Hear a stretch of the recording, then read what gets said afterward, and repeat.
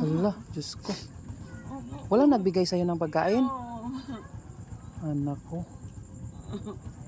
Sige ha, saglit ha. May dala akong pagkain na ha.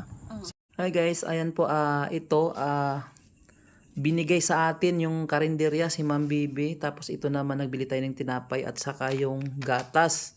So ito naman sa sunod na lang natin na pagbalik ibigay. So ito muna yung ibibigay natin. At saka kaya pala tayo nakabili ng gatas dahil may nagpadala po sa atin ng 500 pesos at saka 50 pesos at saka 150. So ayan po. So may sobra yatang may sobra tayong 100 plus. So bili na natin yun sa pagbalik natin kung anong mabili natin para kay nanay. So ngayon, ihatid muna natin to sa kanya para kahit papaano makakain na siya ng hapunan. Tapos ayun ha, nagpapasalamat po tayo sa nagbigay ng GCash sa atin para sa pagkain ni nanay na ibili sa mga needs ni nanay tulad nito. So thank you po sa mga taong may mabubuting po. So ibigay po natin yan sa kanya. Sa mga nais magbigay po, wag po kayong mag-alala, ibibigay po talaga natin yan. Ibibili po natin ng pagkain ni Nanay Presi. Ayun po, thank you po. God bless. Nay, bakit nandito ka sa labas? Hala, hala, Diyos ko. Wala nagbigay sa'yo ng pagkain? Anak ko. Sige ha, saglit ha. May dala akong pagkain na ha. So balik ka na doon sa loob na kasi malamig. Kawawa naman.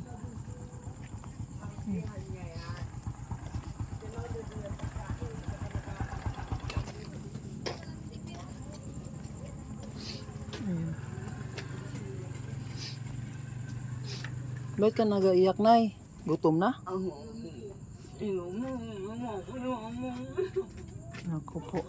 Nay, may tanong ako, gusto mo daw ng pom? Yung higaan? Gusto mo? Oo. Ay tinanggal mo man yung sabi mo naiinitan ka daw. Okay lang sa'yo? Oo. Sige, sabihan ko yung nagsabi sa akin ha. Para may pom ka. Oh. Ito Nay Nay kasi may nagbigay sa akin ng 500 at saka 50 at saka 150. So ito tinapay yan Nay ha. Ito naman bigay ni yan, may sabaw yan na karne Nay ha. Bigay ni Ma'am Bibi.